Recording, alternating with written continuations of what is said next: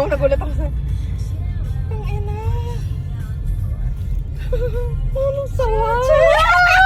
Intay pa na tayong gasolinahan. Ako nga. Patanggal mo! Hindi, tabi mo lang muna. Tabi ka Baka lang muna. bubuksan ang pinto.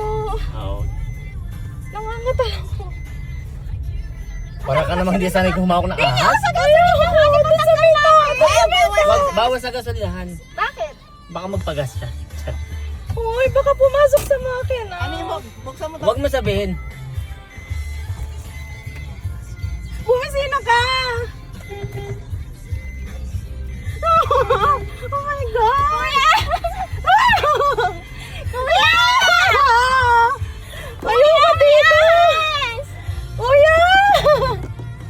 Ayaw niya Kasi na, mahaba, mahaba. Kuya! Kuya! Hindi niya makakita. Uy, sinilipit na ako dyan!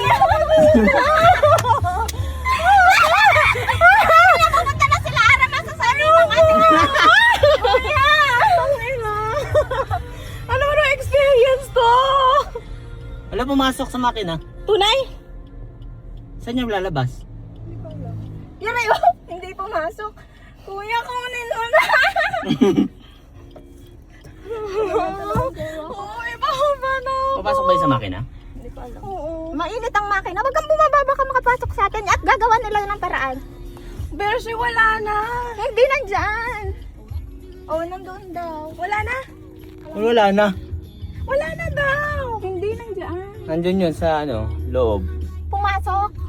Baka lumabas dyan. Pumasok yun dito? Labas muna tayo. Nasaan? Ara, baka lalo makapasok sa atin.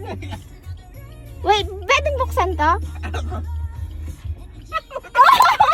Labas muna tayo. Baka nga makapasok sa loob. Huwag kayo magulo. Kuya, hindi yung papasok dito. Nawala. Putang ina. Kuya, hindi yung papasok sa loob. Hindi daw papasok. Sure ka? Hindi daw. Walang papasukan sa loob. Pero mainit ang makina, lalabas din yun, di ba? Paano gagawin? Labas muna tayo, Beshi. Walis, oh, may walis si kuya. Tumawag ka 911. Papunta yung police eh. Putang ina. Labas muna tayo. Hindi Huwag kang lalabas, Ara!